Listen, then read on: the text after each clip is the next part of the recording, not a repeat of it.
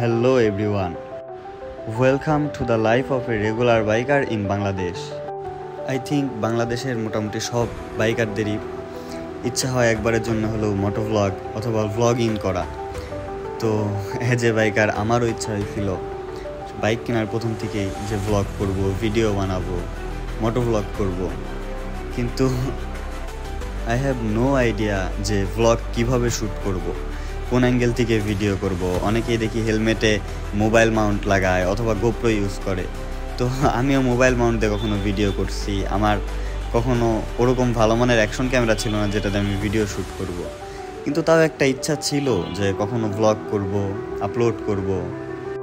তো সেইখান থেকেই আমি মাঝে মধ্যে বাইক নিয়ে যেখানে যেতাম আসতাম ছোট ছোট কিছু ক্লিপ নিতাম।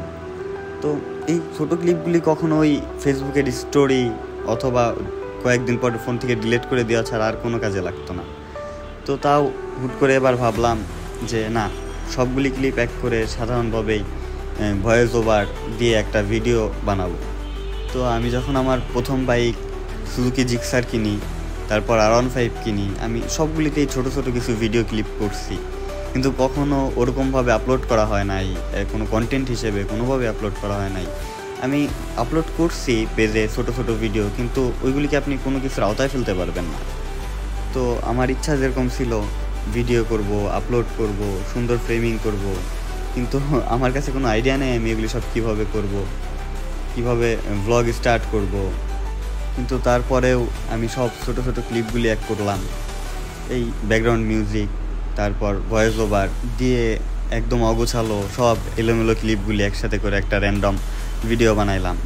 আমি জানি না কার কাছে কেমন লাগতেছে, তবে এরপর থেকে আমি ট্রাই করব সুন্দরভাবে একটা শিডিউল মেনটেন করে সুন্দর একটা ভিডিও আপলোড করার, শুরু থেকে শেষ পর্যন্ত সাজায়। তো এরকম এলোমেলো অগোছালো ভিডিও যদি আরও দেখতে ইচ্ছা করে, আমার Facebook page, YouTube channel subscribe, follow দিয়ে রাখবেন। পছন্দ হলে ভিডিও শেয়ার করবেন। সি ইউ এগেইন, আল্লাহ হাফেজ।